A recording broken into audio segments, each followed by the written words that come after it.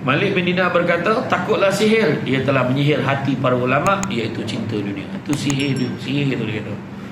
Kan, dia menyihir hati ulama. Apa sihirnya? Cinta dunia. Juga Abu Sulaiman Ad-Darani berkata, jika akhirat ada di hati, dunia akan datang menolaknya. Kerana akhirat itu mulia, sedang dunia itu hina. Ini agak janggal.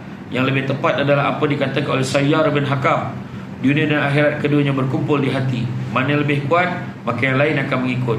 Malik bin Dinar mengatakan, seukur kedukaanmu terhadap dunia, semangat akhirat, semangat dunia akan sirna pula dari hatimu. Ini sama dengan apa dikatakan oleh Sayyidina Ali radhiyallahu anhu, dunia akhirat adalah dua bahagian. Maka seukur dengan kerelaanmu kepada salah satunya, yang lain akan gugur. Kuat ke dunia, kuranglah kita akhirat.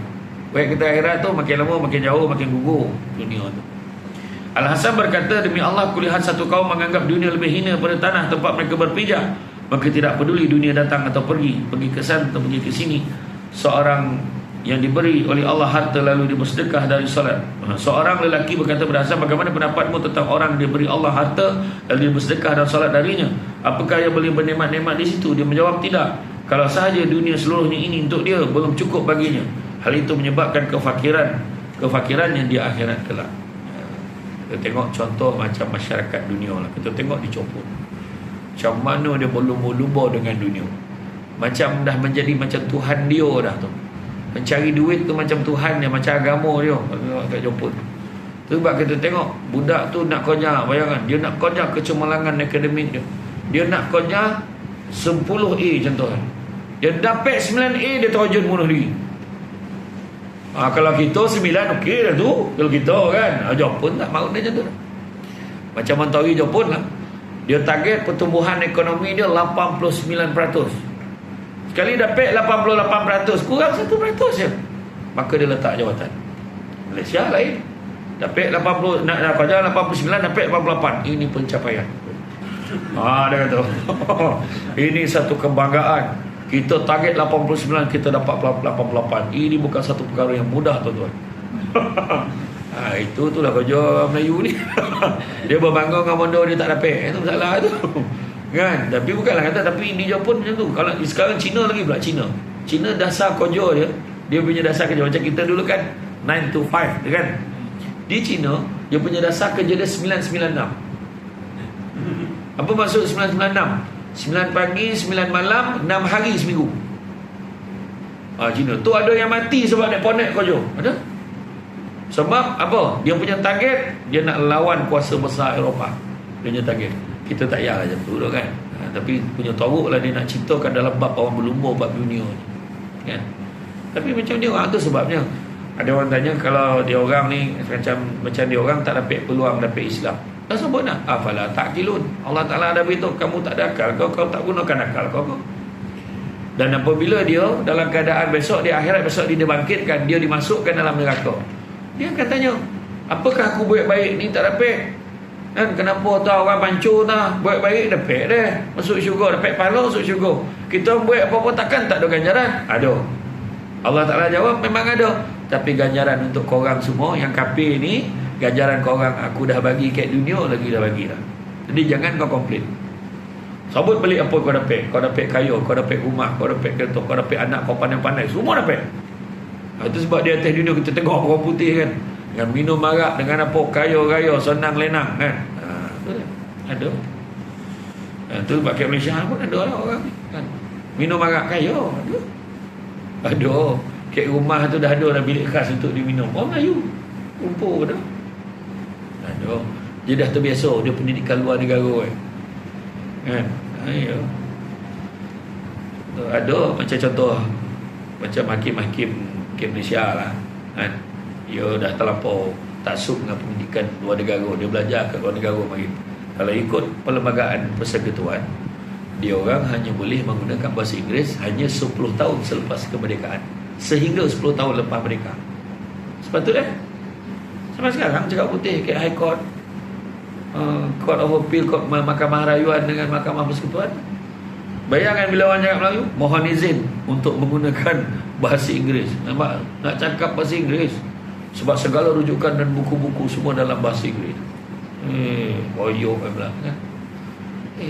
Wah, kita ni kena baguslah dengan bahasa kebangsaan kan.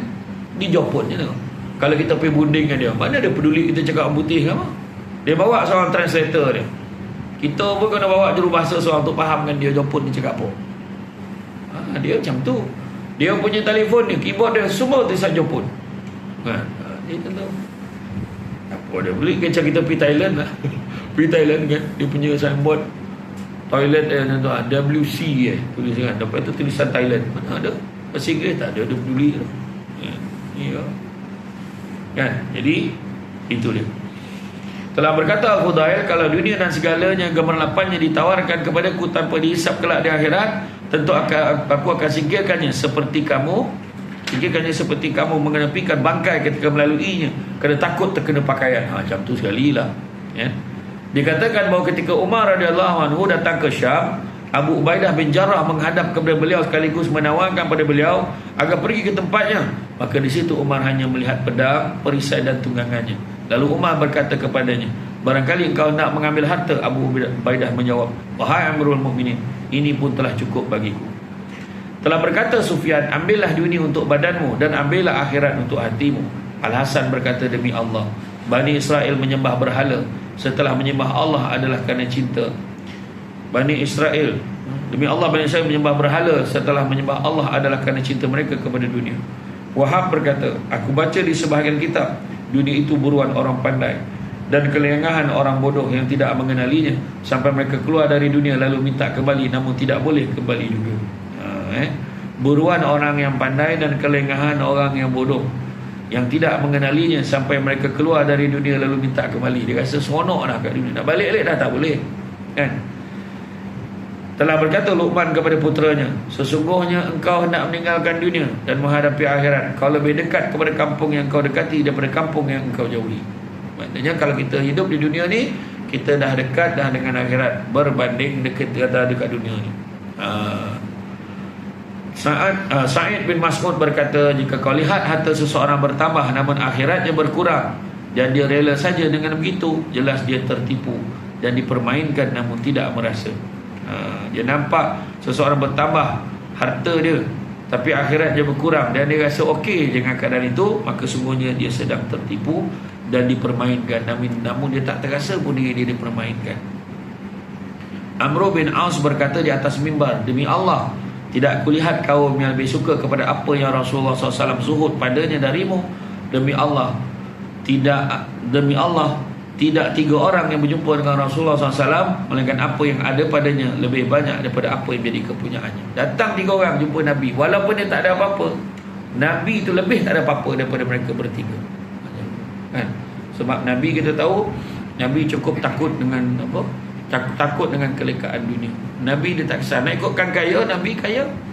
Sebab boleh kata hampir setiap hari Nabi tolong orang. Orang minta tolong tak pernah Nabi hampakan. Nabi akan bagi juga. Sampai satu tahap ada orang datang, seorang fakir datang ke rumah Nabi, Nabi tidak menghampakannya. Kau pergi dekat rumah yang sana, yang hujung tu ada seorang perempuan kat sana. Kau minta kat dia, kau katakan Rasulullah hantar kau kepada dia. Dia hantar ke rumah apa? Rumah Fatimah, anak dia. Pergi rumah Fatimah kata, ya ada apa? Dia kata, aku dihantar oleh Rasulullah supaya datang ke sini untuk minta sesuatu daripada kamu. Sedihlah Fatimah. Sebab Fatimah sedih apa? Dia tahu bila ayah dia suruh datang sama tu, maknanya memang dah tak ada apa-apa dah kat ayah. Macam tu lah. Nak bagi kan. Jadi dia tak mengampakan. So Fatimah ada apa? Dia bagilah rantai yang jadi mas kahwin dia dulu. Assalamualaikum warahmatullahi wabarakatuh. Kenapa guys anda semua perlu sertai bedah korban bersama dengan YBIM? Ni banyak sobat baik. Antara dengan YBIM ni harga murah, harga berpatutan. Bayangan satu bahagian lembu baru RM390. InsyaAllah anda mampu untuk sertai dan juga dapat diberikan kepada mereka yang betul-betul susah, betul-betul memerlukan. Lagi satu lagi, YBIM ni bekerjasama dengan Persatuan Peternak Tempatan dan Koperasi GTR. Ada pula kerjasama dengan majlis-majlis agama di luar negara, terutamanya di Afrika. Dan begitu juga jaminan bekalan haiwan korban yang cukup serta sihat untuk dibaik korban. Bukan main ambil aja. Dan YBIM juga merupakan pengendali ibadah korban yang mendapat pengiktirafan ISO 9001-2015. Bukan kaleng-kaleng. YBIM pemenang anugerah antarabangsa Brand Laureate. Bukan senang nak dapat anugerah tu. Dari segi pengurusan pengagihan, mendapat pengiktirafan dan juga kerjasama daripada pihak agensi kerajaan dan berwajib.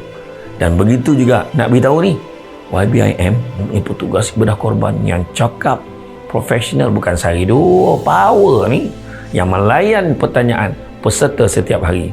Sedekah korban kita ni juga kan akan dapat membantu orang yang benar-benar susah, dan yang best juga dapat membantu pelajar-pelajar asnaf melalui derma siswa dan pemberian voucher makanan untuk setahun. Boleh tekan link tu ataupun hubungi talian yang tertera tu ataupun scan QR code supaya kita semua boleh sama-sama turut serta dalam ibadah korban bersama Yayasan Budi Ihsan Malaysia. Sah fikir-fikir ni, jom join sama.